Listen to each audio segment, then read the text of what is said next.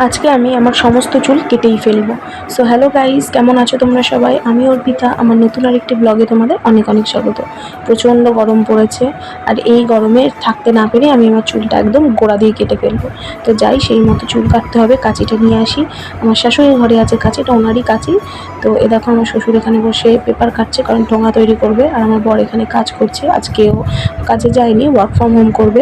তো আমি আমাদের নিচের ঘরে চলে এসেছি। আমার শাশুড়িকে দেখো, আলাদাই লেভেল, ঠ্যাং লেচে টিভি দেখছে, মানে মনের আনন্দ। আর এই যে আমি কাঁচি নিতে চলে এসেছি, লোহার কাঁচি। কাঁচিটা খুব ধার আর খুব সুন্দর চুলটা কাটা যায়। আমার কাঁচিটা এতটা সুন্দরভাবে কাটা যায় না, এবড়ো খেবড়ো হয়ে যায়। তো আমি এই কাঁচিটা দিয়ে গত দুবার চুলটা কেটেছি, এবারেও কাটবো। আমার ঘরের অবস্থা খুবই শোচনীয়। আগে চুলটা কেটে নিই, তারপর ওদের ব্যবস্থা করব। তো সেই মতো আমি চলে এসেছি কাঁচি নিয়ে। এবার চুলটাকে কাটতে হবে। তো ব্যবস্থা শুরু হোক। চুলটাকে আমি নিজের চুল নিজেই কাটছি। এই নিয়ে আমি 3বার কাটলাম। দেখো, চুলটাকে ভালো মতো আঁচড়ে নিয়ে মিডিল পার্ট থেকে একটা পার্টিশন করে নিয়ে দুপাশে চুলটা নিয়ে এসে সামনের দিকে ঠিক গলার কাছে এনে একটা রাবার ব্যান্ড দিয়ে খুব টাইট করে বেঁধে নিতে হবে, যাতে কোনো চুল বেরিয়ে না থাকে। খুব ভালোভাবে তার জন্য আঁচড়াতে হবে, এবং কাজটা খুব সময় নিয়ে ধৈর্য ধরে করতে হবে, যতই হোক নিজের চুল। আর আমার চুলটা এমনিই খুব ছোট, একটু টাইট করে নিতে হবে। আমি এত টাইট করেছি আমার গলায় লাগছিল। যাই হোক, ওখানটা টাইট করে একটা ঝুঁটি বেঁধে নিয়ে ঠিক মতো আঁচড়ে নিতে হবে, এবং নিচ থেকে তুমি যতটা চুল কাটতে চাইছো ততটা বাদ দিয়ে একটা নিচে আবার রাবার ব্যান্ড বেঁধে নেবে। দেখো, আমি ঠিক বেঁধে নিয়েছি। যতটা কাটবো তার ঠিক মাথায় একটুখানি কেটে নিয়েছি, ওটাও টাইট করে বেঁধে নিতে হবে। দিয়ে এবার কাঁচিটা দিয়ে কাটবো। ডগটা যেখানটা আমরা গার্ডারটা বেঁধেছি না, নিচটায় ভালো করে ধরে নিতে হবে। দিয়ে ঠিক যেই নিচের রাবার ব্যান্ডটা বেঁধেছি ওর নিচ থেকে সুন্দর করে চুলটা কেটে নেব একদম। এতে চুলটা কি হবে, মানে বেরিয়ে যাওয়ার সম্ভাবনা থাকবে না, বা এবড়ো খেবড়ো হবে না। এতে চুলটা খুব সুন্দর একটা শেপ আসবে। হয়তো পুরো স্ট্রেট হবে না, কিন্তু এই যে আমি চুলটা কেটে ফেলেছি, এটা দেখো একটু সামান্য কেটেছি, চুলটা পিছনে একটা ইউ শেপের মতো আসবে। আমি দেখিয়ে দেবো তোমাদের পরে। চুলটা ইউ শেপের মতো আসবে, আমি একটু সামান্যই কেটেছিলাম। আর আমার চুলটা এমনিই অনেক ছোট, কিন্তু বারবার কাটতে হয়, এই কারণে আমি মাসের মধ্যে মানে প্রতি মাসে একবার করে চুল কাটি।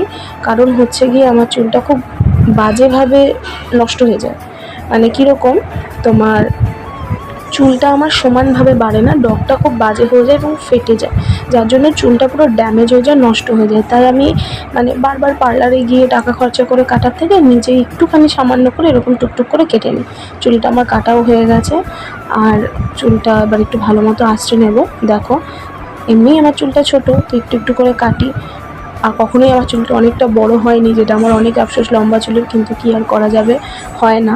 তো আমি চুলটা কেটে নিয়েছি। ভিডিওটা মানে ঠিক মতো হয়নি, তাই আর কেউ ছিলও না যে আমার চুলের ভিডিওটা করে দেবে কাটার পরে।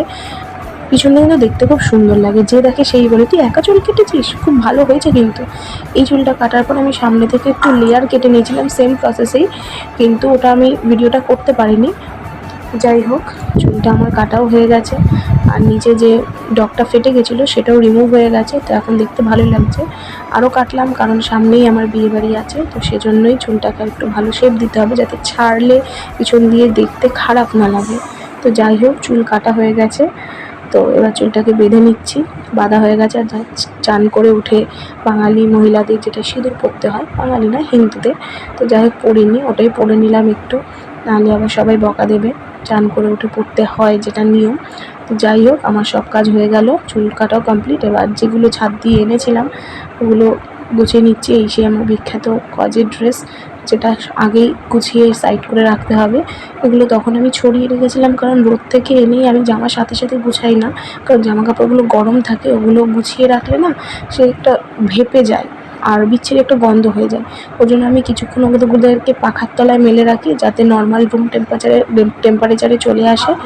দিয়ে তারপরেই আমি ওদেরকে গুছাই। যাই হোক, গল্প করতে করতে আমার জামা কাপড়ও গুছানো হয়ে গেছে।